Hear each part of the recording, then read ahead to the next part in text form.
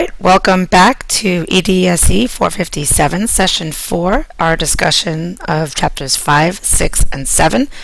For Part 3, we're going to talk about the second dimension of the reading process, which is our D, our during reading, what happens while students are reading the text. So we spent some time before talking about pre-reading, so now we're going to talk about the during reading. So what are some strategies that we can explicitly teach students and have them do while they are reading the text?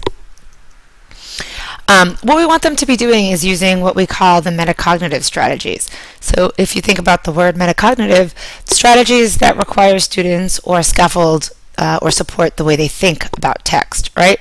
So the question that we constantly want students to be answering is, does this text make sense, or does what I read make sense? And how does this fit, or does this fit with what I already know? So those also represent the two types of comprehension that we covered in the previous discussion. One of the things that's really effective during reading is for you as the teacher to model your thought processes aloud. So we call these think alouds. So as you read, while you're explicitly teaching students these strategies, you stop and you model for students how you are thinking about the text. So we call this the think aloud strategy. You tell them what you're thinking. You may stop and say, let's say you're focusing on asking questions. You're going to make explicit to them the questions that you're asking yourself as you're doing the reading, because you want them to see or to hear what using metacognitive strategies looks like and sounds like. Another important part of any of these strategies is to allow students to share their thoughts with each other. So what makes this explicit strategy instruction effective is not just that we're teaching them how to do these things explicitly, but that we're not just having students go off and read by themselves or read for homework or engage with text independently all of the time. You're allowing them to learn some of the content by allowing them to engage in text with their peers. And so the time to stop and to think and to discuss aloud is really an important part of effective instruction. So some of the ways that we can address comprehension in terms of strategies. So I discussed think aloud, right? And they go into it a little bit further on page 189 in your text. So think about, what does the think aloud do, right? What think aloud does is it models for students how one might think about text. On page 200, there is a discussion of reciprocal teaching. Reciprocal teaching is a really neat strategy. What it does is it kind of takes the emphasis off the teacher as the expert in the room, or the teacher, the one who is the one doing the thinking about the content, and it allows students to take on those roles. So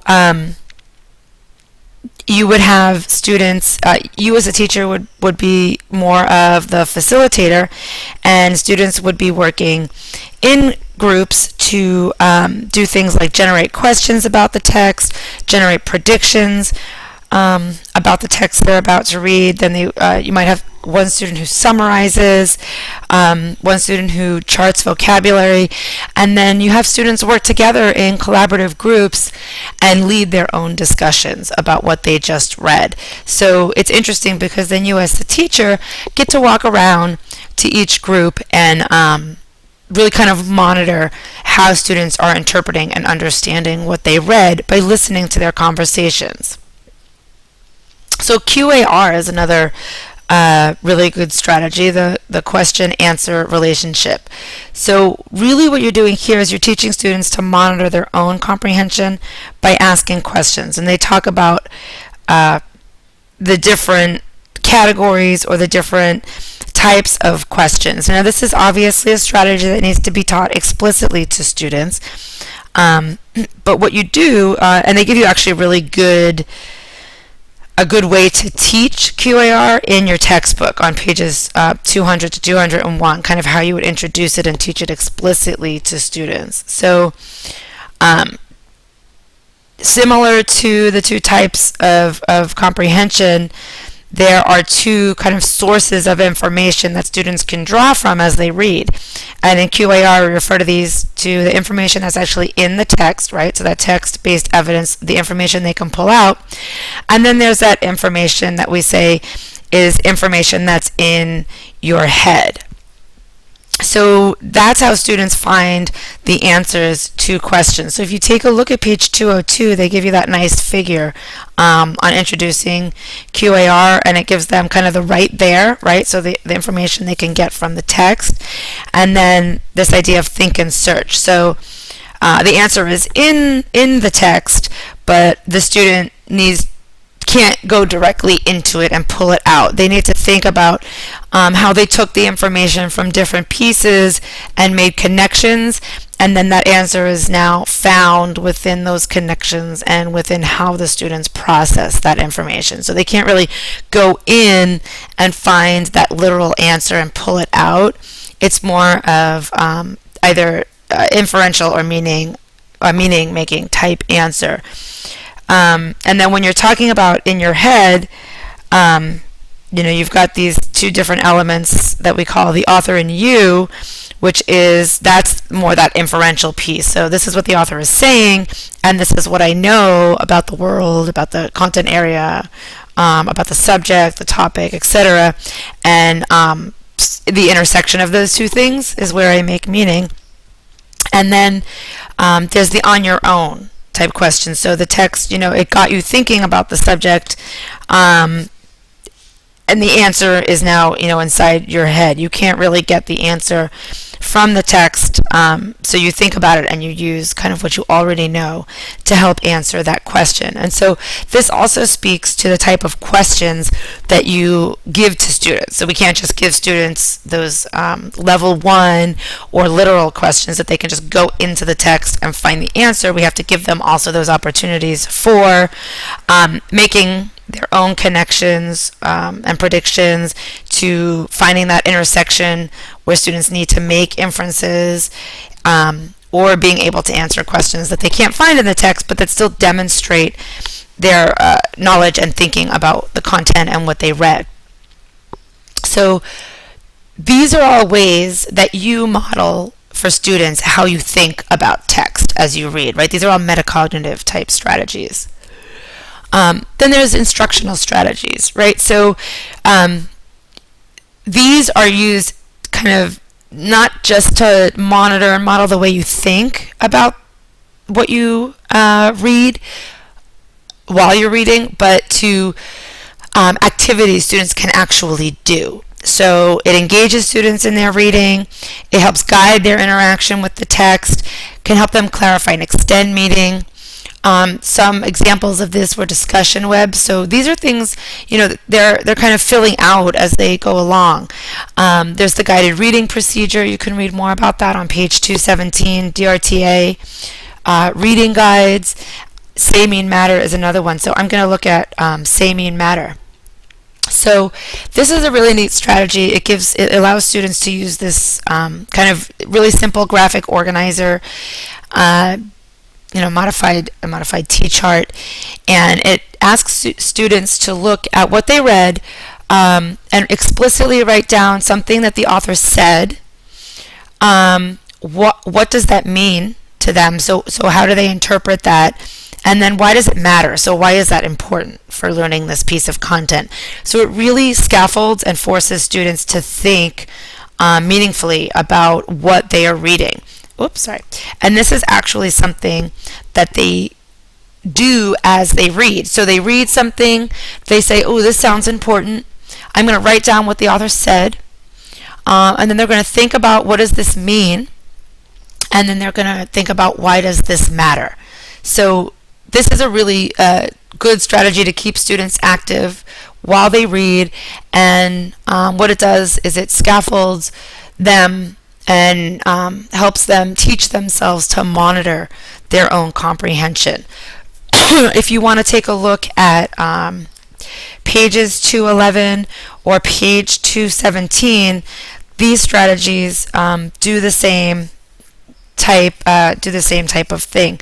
So if you look at the discussion web, right, on page 213, what that does is it has a question that students are considering as they read, and then as they read, they're filling these pieces in. So these are all the during reading strategies. They give you some good tips for how to do the discussion webs. You'll see more examples on page 215.